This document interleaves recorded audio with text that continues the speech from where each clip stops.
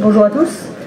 Nous allons aujourd'hui faire un voyage dans l'espace-temps qui va durer 1 heure en compagnie de Marc Lachaiseray. Donc pour ceux qui ne le connaîtraient pas encore, Marc Lachaiseray est astrophysicien, théoricien et cosmologue pour le CNRS. Il dirige des recherches au laboratoire Astroparticules et Cosmologie et enseigne à l'École Centrale Paris. Il a également publié de nombreux ouvrages de vulgarisation scientifique, notamment Einstein à la plage, où il aborde la théorie de la relativité et son impact sur notre représentation du monde. Il a également participé à quelques films. Marc Lachaiseray, l'un des fondements de la physique classique, postule que le temps est une propriété immuable de l'univers. C'est-à-dire qu'il est le même pour tout le monde, dans tous les référentiels, pour tous les observateurs. Pourtant, au début du XXe siècle, un certain nombre de physiciens ont affirmé que la notion même de temps était incompatible avec la réalité du monde. Et ça, c'est quelque chose qui va quand même très sérieusement à l'encontre de notre perception, notre expérience immédiate du temps. Comment cette idée a pu germer dans la communauté scientifique de l'époque? Alors, l'idée a germé d'abord chez Einstein, et c'est ce qui fait finalement sa force et son originalité et son génie, parce que c'est tout à fait vrai que la physique moderne, elle est née à peu près avec Newton quand il a publié ses Principia à la fin du XVIIe siècle. Et Newton finalement introduit une nouvelle manière, non seulement il introduit ce qu'on appelle aujourd'hui la physique moderne avec la manière moderne de faire de la physique, mais il introduit un cadre dans lequel penser le monde, et ça va avec, parce que si on veut faire de la physique, il faut qu'on ait défini le cadre dans lequel se déroulent les phénomènes physiques. Et précisément, c'est ce que fait Newton. Et c'est une des caractéristiques de la fondation de cette physique moderne. Et donc, ce cadre, pour lui, c'est l'espace et le temps. Et tout ce qu'il va décrire, c'est-à-dire les phénomènes physiques avec les lois qui les gouvernent, se situera dans ce cadre, c'est-à-dire, par exemple, s'il veut parler de la dynamique du mouvement des particules, ça sera un mouvement dans l'espace et dans le temps, et en même temps, pardon, comme vous le savez peut-être, il va inventer,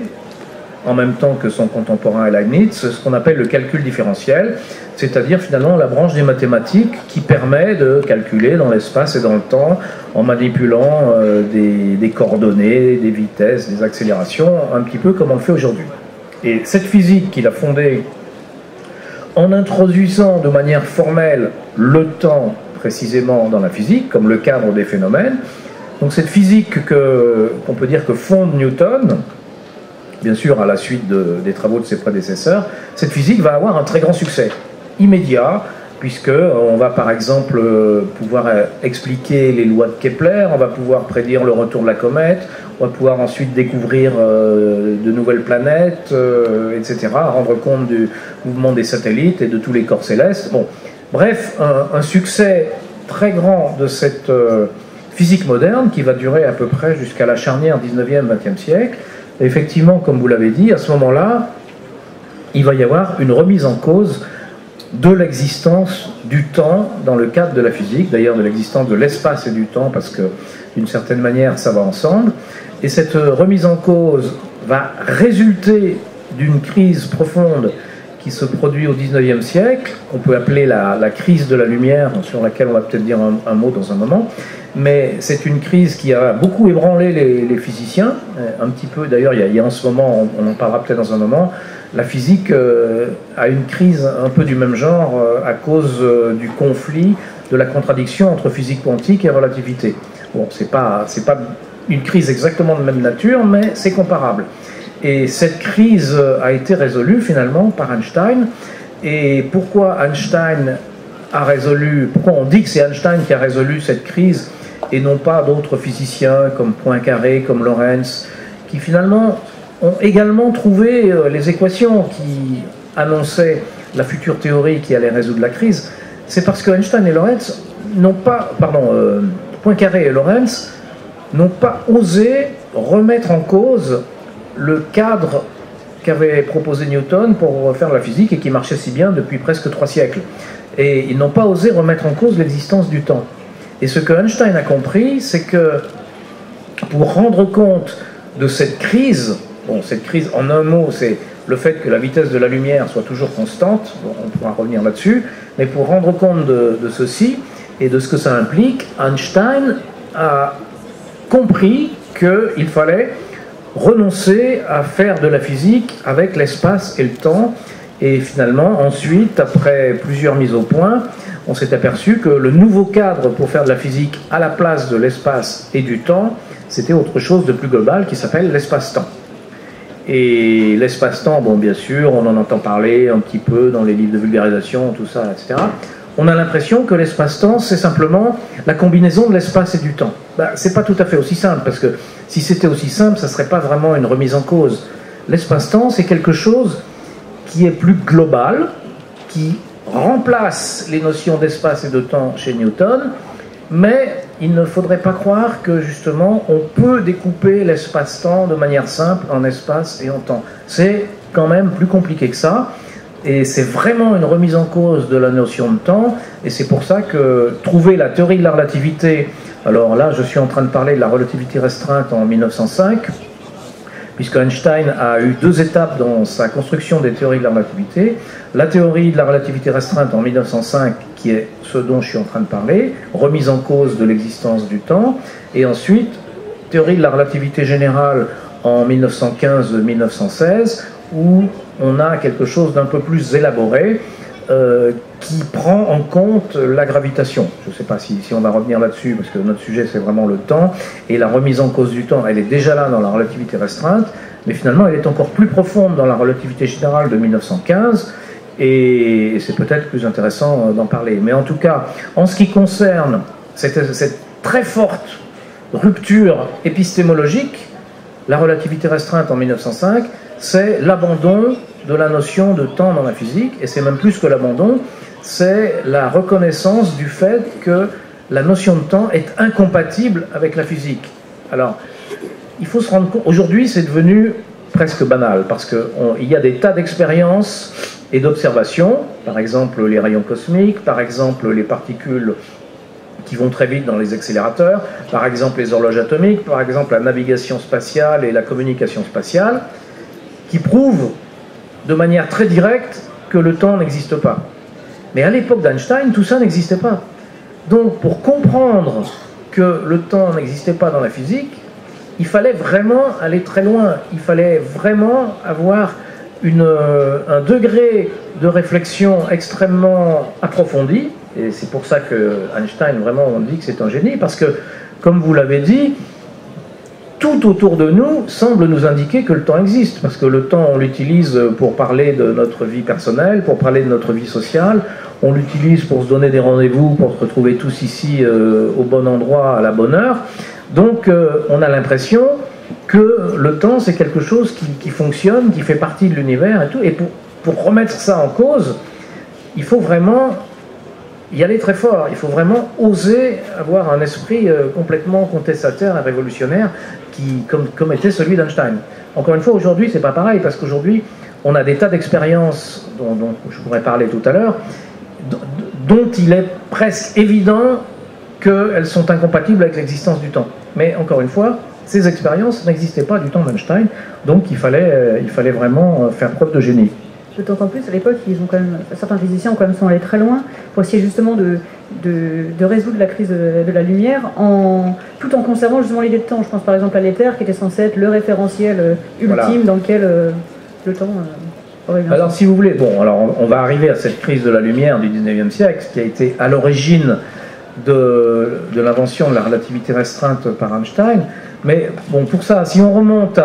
au XVIIe siècle, à la physique de Newton, qui est un peu déjà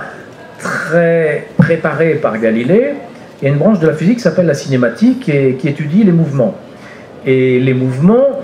ils sont décrits par des lois que Newton a énoncées dans son bouquin qui s'appelle Les Principia, en 1687, mais qui pour la plupart avaient déjà été énoncées par Galilée. Donc on parle de cinématique newtonienne, cinématique, c'est la science des mouvements, cinématique newtonienne ou cinématique galiléenne, à peu près de manière équivalente, Et cette cinématique, elle repose sur trois fondements, je pourrais dire. L'un qui s'appelle le principe d'inertie, je ne vais pas détailler complètement. L'autre qui s'appelle le principe de relativité. Et ce qu'il faut comprendre, c'est que déjà chez Galilée et chez Newton, il y avait une relativité du mouvement, mais qui n'est pas exactement la même que chez Einstein. Donc finalement, c'est un peu... Einstein le disait lui-même,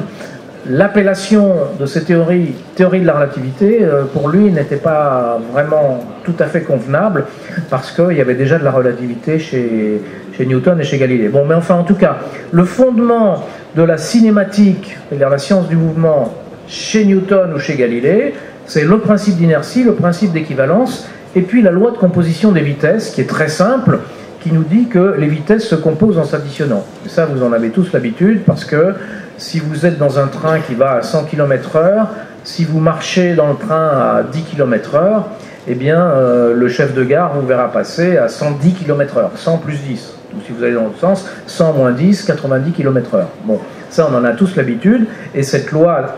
de composition des vitesses par addition était inscrite dans la cinématique newtonienne, qui marchait très bien. Mais on s'est aperçu, à l'époque de Newton, les physiciens se sont aperçus, c'est le Danois Olaus Rømer, le premier qui, en étudiant les satellites de Saturne, a montré que la lumière se propageait à une vitesse finie et non pas infinie. Ensuite, cette vitesse a été petit à petit mesurée, et petit à petit, les physiciens se sont aperçus que cette vitesse était toujours constante. Mais si la vitesse est toujours constante, ça veut dire qu'elle ne va pas, par exemple, s'additionner avec la vitesse de la source, et donc elle n'obéit pas aux lois de la cinématique newtonienne. Et petit à petit, les expériences se sont confirmées, les observations également, qui montraient que la vitesse de la lumière, comme elle était toujours constante, elle n'obéissait pas aux lois de la cinématique galiléenne et newtonienne. Or, les lois de la cinématique, c'est quelque chose qui semble assez fondamental, parce qu'elles rendent compte du mouvement des corps, et le mouvement des corps, il exprime un peu les relations entre l'espace et le temps, vraiment les relations générales qui concernent le cadre de la physique. Donc, ça semblait indiquer que la matière, qui elle obéissait très bien aux lois de Newton, et la lumière qui n'y obéissait pas, c'était comme si elle vivait dans deux univers différents, donc ça n'allait pas. Et c'est ça la crise dont je parlais tout à l'heure. Et la crise donc a été résolue par Einstein bien sûr, mais il faut savoir que avant qu'Einstein établisse sa théorie de la relativité restreinte en 1905, il y a deux physiciens qui sont d'une part Henri Poincaré en France et d'autre part Hendrik Lorentz en Hollande, qui ont trouvé une partie de la solution, qui ont trouvé le côté, comment dire, fonctionnel et pratique de la solution, en disant, eh bien en fait, il faut modifier la cinématique newtonienne en remplaçant la loi de composition, en modifiant la loi de composition des vitesses. C'est-à-dire, au lieu de dire que les vitesses se composent en s'additionnant, c'est-à-dire 100 km/h plus 10 km/h égale 110 km/h, on va introduire une nouvelle loi de composition des vitesses un peu plus compliquée, qu'on appelle transformation de Lorentz. Alors je ne vais pas vous la détailler, parce qu'il faudrait rentrer dans une technique un peu, mais cette loi avait une caractéristique très intéressante, c'était quand on l'appliquait à la matière qui va jamais très vite, qui va jamais à la vitesse comparable à la vitesse de la lumière, eh bien, ça revenait pratiquement, avec une très bonne approximation, à la loi d'addition. C'est-à-dire que quand on appliquait cette loi nouvelle à la matière, on retrouvait la loi d'addition de Newton, on retrouvait la cinématique newtonienne. Mais quand on l'appliquait à la lumière, eh bien, on trouvait que la lumière restait toujours constante. Donc c'était une espèce de formule magique, dont à l'époque, il ne comprenait pas d'où elle pouvait venir, mais il l'avait trouvée, on va dire, par tâtonnement. Et donc, voilà, on disait, si on remplace la loi de composition des vitesses newtoniennes par cette loi-là, eh bien, ça marche. Ça rend compte à la fois de la lumière et à la fois de la matière. Bon.